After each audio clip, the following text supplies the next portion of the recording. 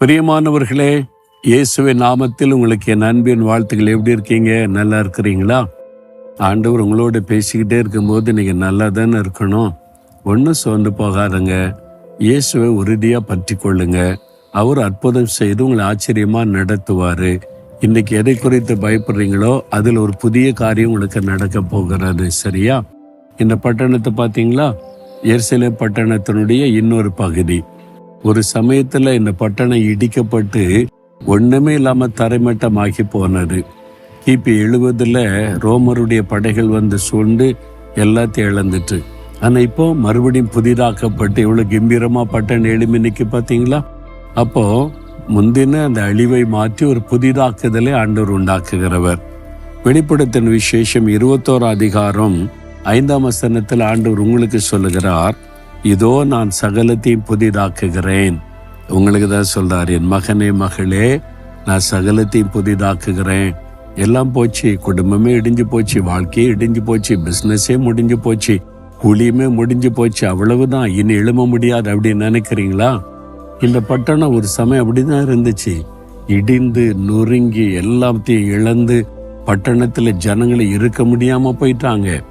இந்த நாள்ல இந்த பட்டணம் எப்படி கம்பீரமா எழுமி நிற்கிறது பார்த்தீங்களா? கிட்டத்தட்ட 1900 வருஷம் இந்த தேசத்துல இஸ்ரவேலரே இல்லை, யூதர்களே இல்லை. இப்ப எல்லாத்தையும் விட்டுட்டு ஓடிட்டாங்க, சிதறடிக்கப்பட்டாங்க. ஆனா இன்றைக்கு மறுபடியும் புதிதாக்கப்பட்டு இருக்கிறது. 1948 மே மாதம் 14ஆம் தேதி இந்த தேசம் மறுபடியும் சுதந்திரம் அடைந்து இந்த தேசம் எழும்பி இருக்குது பார்த்தீங்களா? புதிதாக்குதல்.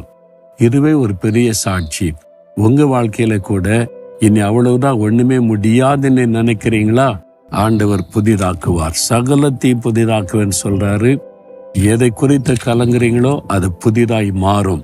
கணவருடைய வாழ்க்கை, பிள்ளைகளுடைய வாழ்க்கை, உங்க வாழ்க்கை, உங்களுடைய ஊழியம், உங்களுடைய பிசினஸ் எல்லாவற்றையும் கர்த்தர் புதிதாக்கி உங்களை ஆசீர்வதித்து மகிழ பண்ணுவார்.